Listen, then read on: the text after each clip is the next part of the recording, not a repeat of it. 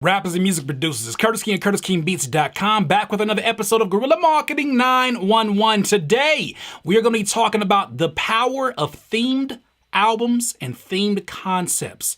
Let's talk about it.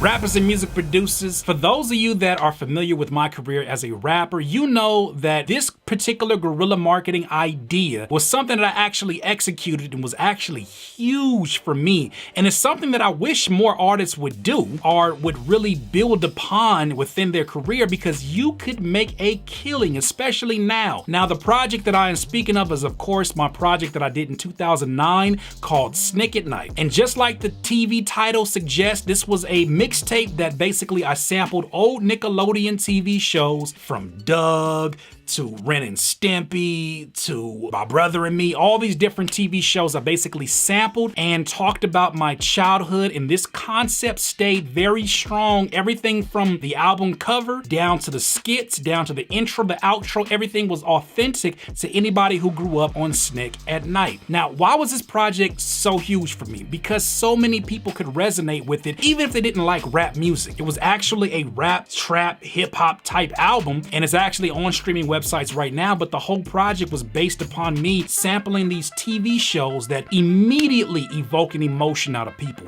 That is the foundation of guerrilla marketing. When you're talking about guerrilla marketing, it is the out-of-the-box thinking that also has the goal of strongly resonating with an audience, and it really requires little to no budget to make it actually happen. Now, did I clear these samples? No, I did not clear these samples, and this is not something I should be suggesting to you, but I'm telling you this because you don't have to go the route of being as literal as I was about the theme. I could have made beats where maybe I took some of the chord progressions of those TV themes and then kind of like made people understand, oh, that's like the theme song from Doug, the doo-doo.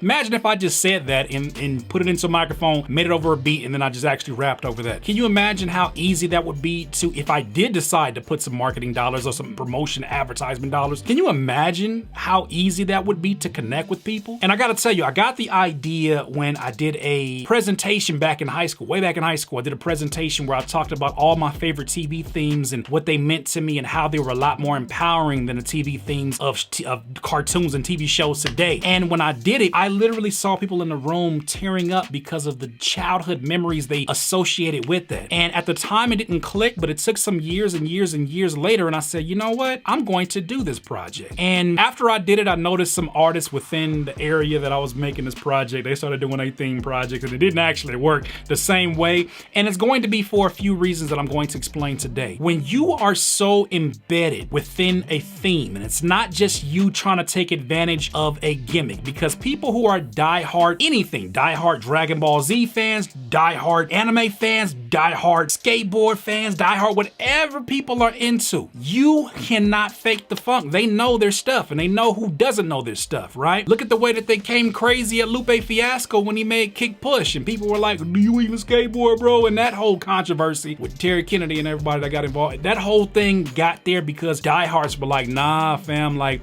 we don't feel that authentic nature within your music of you actually being a skater. So that is the danger, and that is why certain people don't do well with theme projects. Let's explain first of all, maybe I didn't explain this well enough, but what is a theme project? It is basically an album or a beat tape that is built around one central theme, and usually a theme that is really easy to relate to, right? Somebody may say, this is a project, 808s and Heartbreaks is a project about 808s and heartbreaks. It's pretty self-explanatory. That is a theme project, right? These theme projects live on past the trends and the sounds of that day, because people are going to be going through heartbreak from here until we are all gone and passed away. These are the power of these theme projects. Look, when I made Snick at Night back in 2009, that project at the time resonated with people locally, but not until Nickelodeon decided to bring these shows back did people start to rack inside their search engines on YouTube. And let's talk about YouTube for a second. When I made this theme project, I took advantage in a very Soulja Boyish way. I took advantage of high SEO ranking terms like Clarissa Explains It All,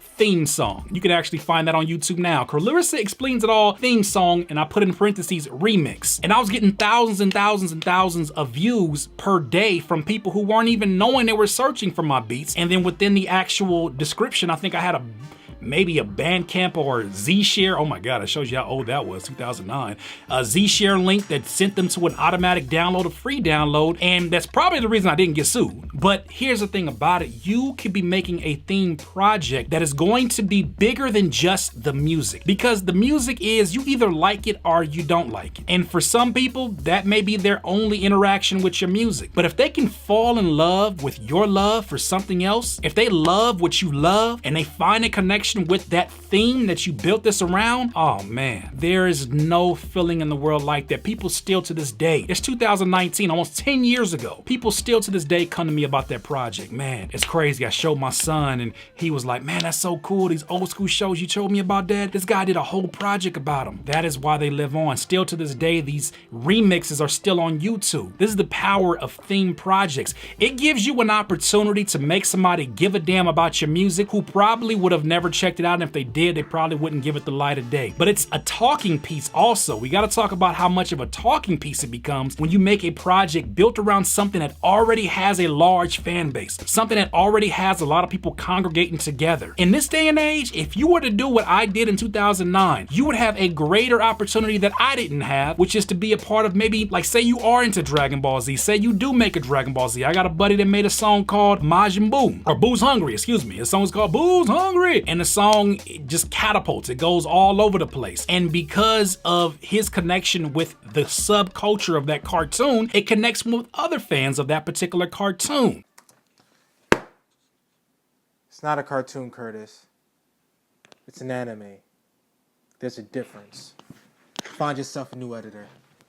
Guerrilla marketing can be very fun, and it can be built around something that you love. You love wrestling? Well, then build it around your favorite wrestler. Make the whole campaign built around your favorite wrestler. You like The Rock, you like Stone Cold, you like old school wrestlers like that? Well, then make this song about that. Talk about it being the People's Elbow or the Stone Cold Stunner, and make that song built around that, right? You don't have to sample the Stone Cold. You don't have to sample anything that's gonna get you sued, but that making it about a theme also makes it a conversation piece, not just to listeners, but also to maybe you're trying to get on some blog sites. Maybe you're trying to get anybody to open up that email. This becomes something that's like, you know what? This is just different enough for me to open it up and listen to it. And if you know what you're talking about and you sound like a genuine fan, oh man, they're gonna connect with you on so many levels, even if they don't like rap music. That is the power of theme projects. Once again, that was another Guerrilla Marketing 911. Please subscribe if you're not subscribed. Leave a comment below if you got some additional ideas to add to this. In this life, you will not be full of life until you decide to live life to its fullest.